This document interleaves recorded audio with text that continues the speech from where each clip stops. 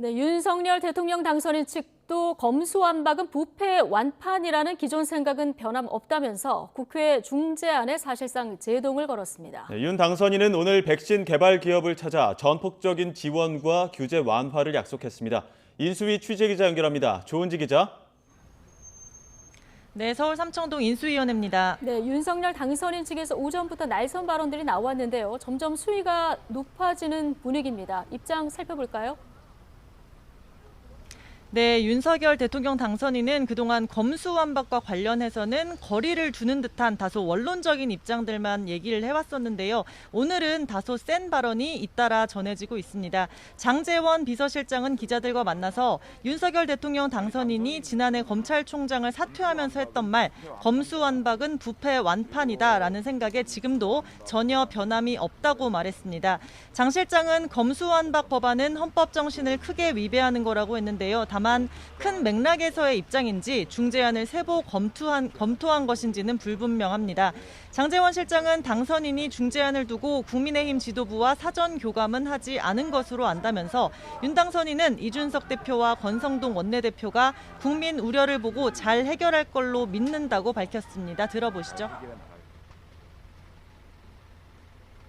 검수완박은 부패 완판이다. 헌법 정신을 크게 위배하는 것이고 또 국가나 정부가 이런 헌법 정신을 지켜야 하는 책무를 저버리는 것이다라고 검찰총장 사퇴할 때 말씀하신 것과 생각이 전혀 변함이 없어요. 네, 오전에 배현진 대변인도 정례 브리핑에서 윤 당선인이 관련한 국회 논의를 지켜보고 있다면서 헌법 가치 수호를 위해 정치권이 중지를 모아달라고 당부하기도 했는데요. 국민을 이기는 정치는 없다. 거대 여당 민주당이 입법 독주를 강행하지 않을 거라고 공개 경고도 덧붙였는데 장 실장의 발언은 이런 기류를 한층 더 강조하는 발언으로 풀이됩니다. 윤석열 당선인이 사실상 제동을 걸면서 국회 논의에도 영향이 불가피해졌습니다. 네, 윤석열 당선인의 직접 발언도 들으면 좋을 텐데 오늘 취재진과 만나는 자리는 없습니까?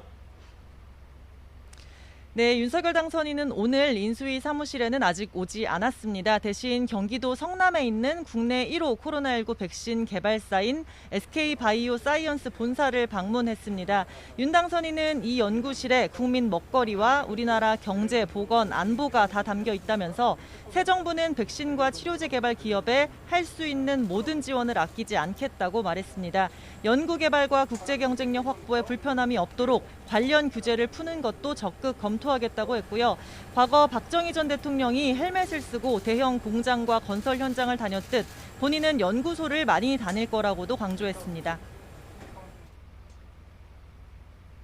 백신과 이 치료제 개발하는 이런 기업에 대해서 정부가 할 수 있는 모든 지원을 아끼지 않겠습니다.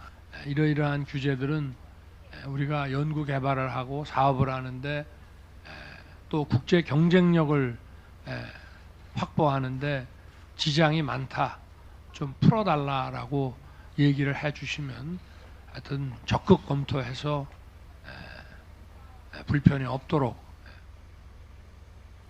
네, 오늘 이 자리에는 최태원 SK그룹 회장이 직접 윤 당선인을 맞이해서 안내했는데요. 윤 당선인이 최 회장을 만나는 건 당선 이후 세 번째이자 부산 엑스포 유치기원 대회 이후 3일 만입니다.